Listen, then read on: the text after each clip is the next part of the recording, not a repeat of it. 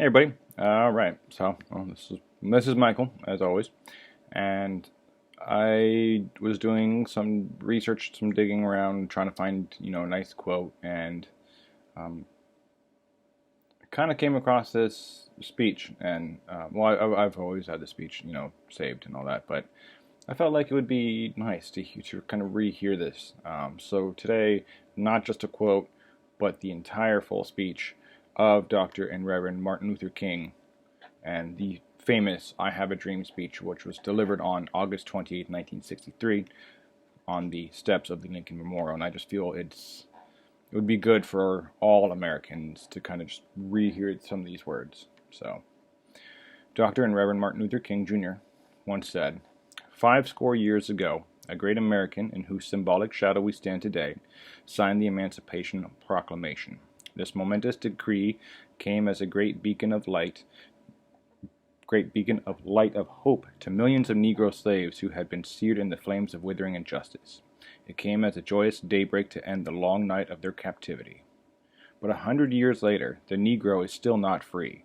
100 years later, the life of the Negro is still sadly crippled by the manacles of segregation and the chains of discrimination.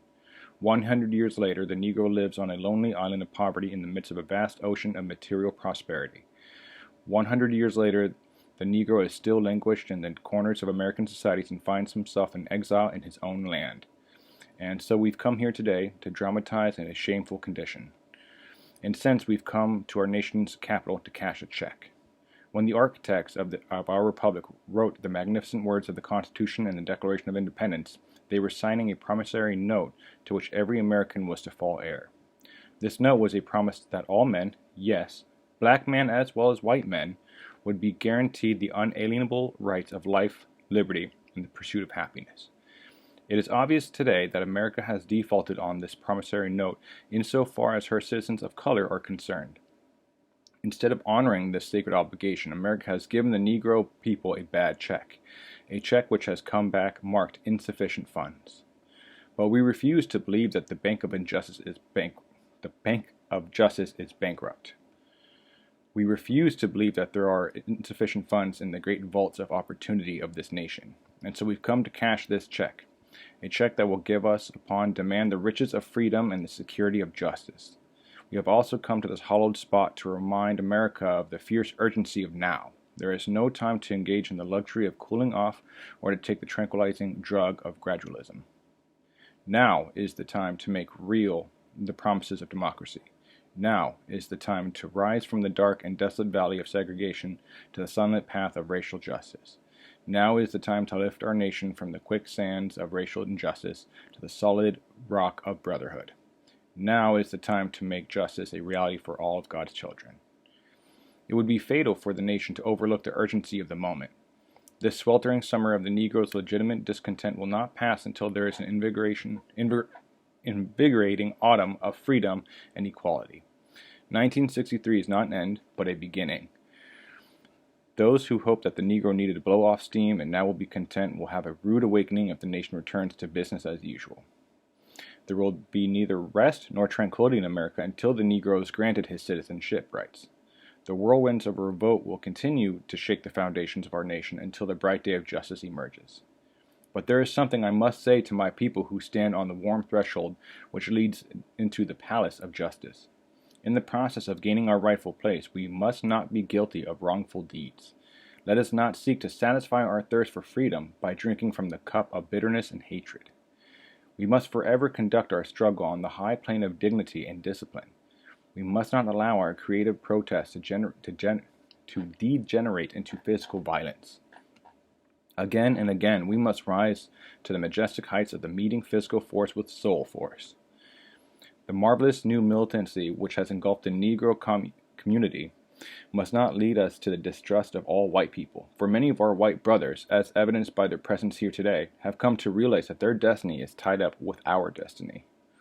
And they have come to realize that their freedom is inextricably bound to our freedom. We cannot walk alone, and as we walk, we must make the pledge that we shall always march ahead. We cannot turn back. There are those who are asking the devotees of civil rights, when will you be satisfied? We can never be satisfied as long as the Negro is the victim of the unspeakable horrors of police brutality. We can never be satisfied as long as our bodies, heavy with fatigue of travel, cannot gain lodging in the motels of highways and the hotels of the cities. We cannot be satisfied as long as the Negro's basic mobility is far from smaller ghetto to a larger one. We can never be satisfied as long as our children are stripped of their selfhood and robbed of their dignity by signs stating whites only. We cannot be satisfied as long as the Negro in Mississippi cannot vote and a Negro in New York believes that he has nothing to which to vote for. No, we are not satisfied, and we will not be satisfied until justice rolls down like water, and righteousness like a mighty stream. I am not unmindful that some of you have come here out of great trials and tribulations. Some of you have come fresh from narrow jail cells. Some of you have come from areas where your quest for freedom left you battered by the storms of persecution and staggered by the winds of police brutality. You have been the veterans of creative suffering. Continue to work with the faith that unearned suffering is redemptive. Go back to Mississippi. Go back to Alabama. Go back to South Carolina. Go back to Georgia. Go back to Louisiana.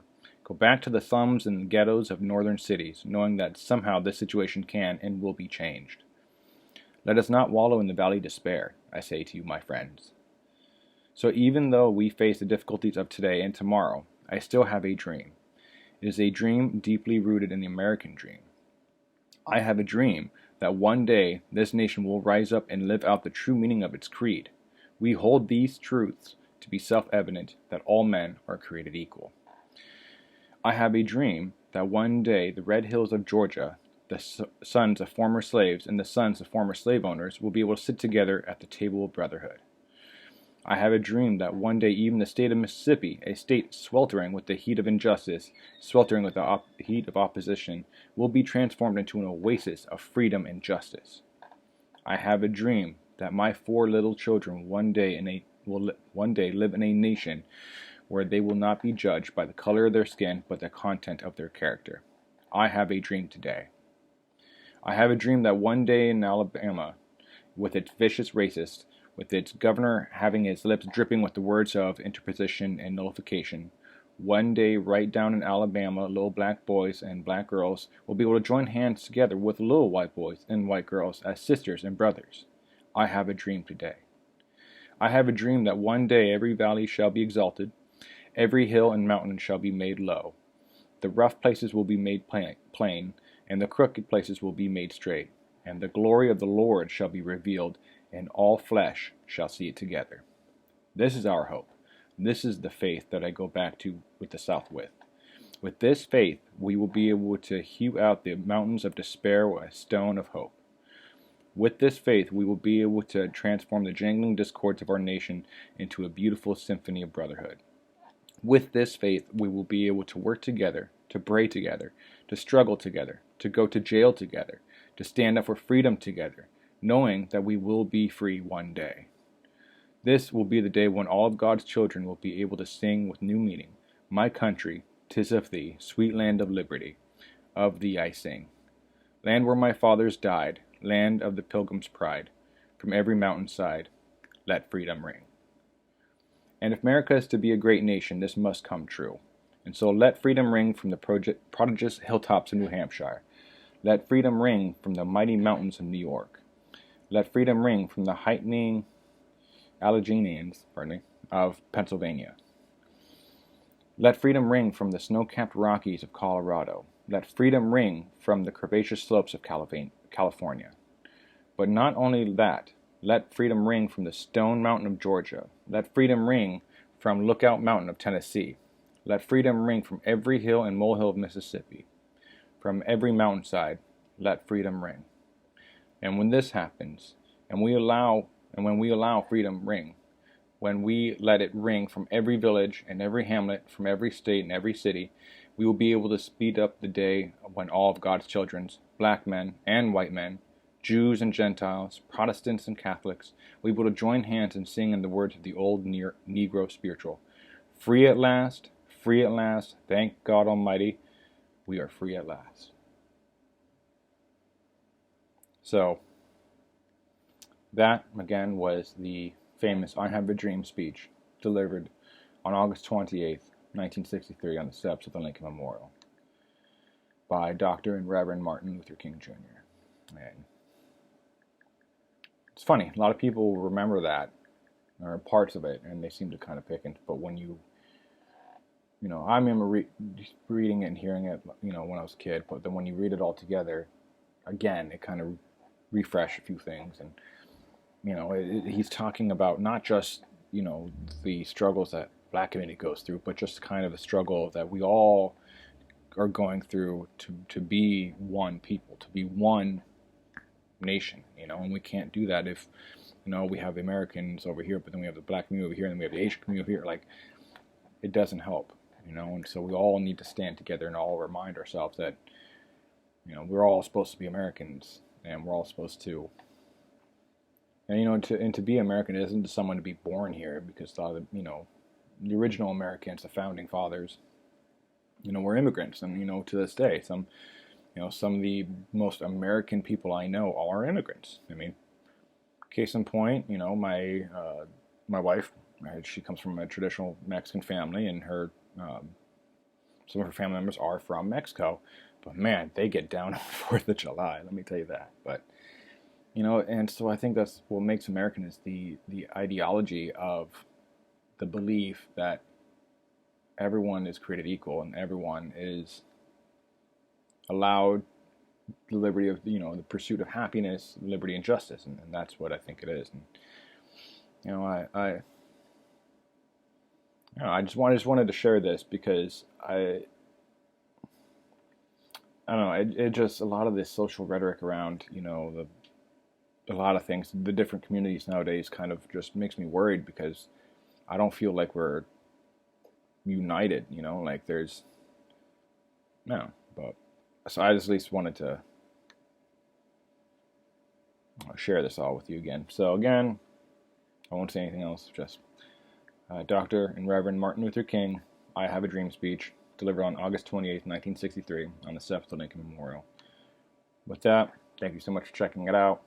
Have a great day, everybody.